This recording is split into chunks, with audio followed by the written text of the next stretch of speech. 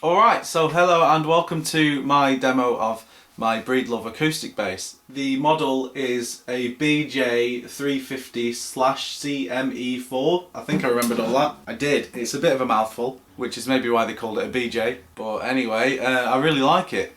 This is the bass that I pretty much exclusively play with Molly Warburton in the Shady Days. I used to play my Sandberg, which you've probably seen pictures of and videos of me playing, because I played it in my last video. And it sounded great, but I just felt like an acoustic bass with its warmth and just that special, I don't know, it just has that certain tone to it. I thought it would work really well, and it does. So you've heard what it sounds like, but now I'll run you through some of the features in my typical style of not really knowing what I'm talking about. So let's go. Okay, on the side of the body here we've got the preamp, and it's also got a built-in tuner which comes in handy on stage, although it does struggle when you're at gig volume. But I just recommend doing it during sound check or whatever. Yeah, you've also got 4 controls. You've got presence, treble, mid-range and bass. I haven't really found a situation where I've had to actually change these yet, because just as soon as you plug it in into a DI box and out of a PA, it just sounds really nice straight away. I've never really had any massive feedback issues that I've had to roll something off or whatever. And you've got a little phase switch here, which I've never actually pressed, so I can't really tell you what that does. Nice and professional, I know, but there you go, that's just what I'm like. And here we have one of my favourite features on the bass, actually.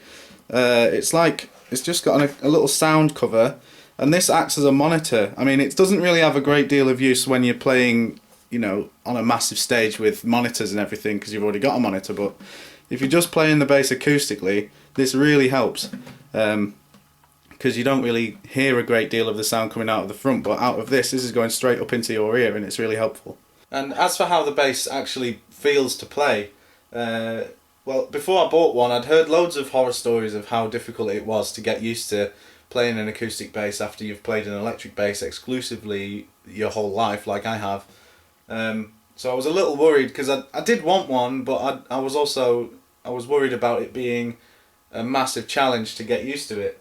But I feel quite lucky, because this bass doesn't actually, well, the neck anyway, doesn't really feel much different to an electric bass.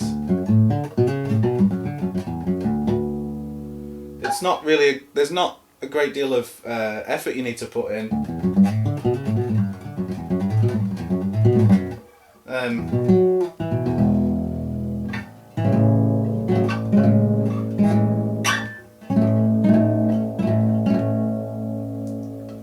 Yeah, it's just a really light neck. You don't need to try too hard or like push down and hurt your hand or anything daft like that. Yeah, it's a really comfortable bass to play on. I will admit, but this is only because I've never played an acoustic bass before. The body was a little hard to get used to at first, and I had to play around with you know, strap positions and stuff like that.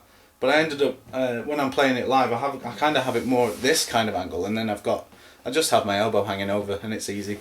But yeah, the only thing I found difficult to get used to was the size of the body. But once you've found a position that you're comfortable to play in, you stop thinking about it.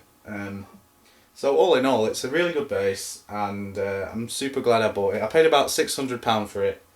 So it wasn't exactly cheap, but it certainly doesn't break the bank either.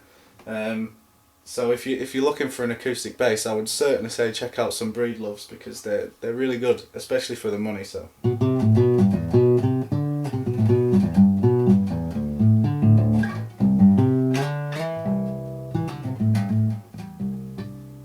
Alright, but that concludes my review, so hi, there's my head. So yeah, thanks for watching, and click like and subscribe and all that nonsense, and I hope you have a really good day. I'll see you later.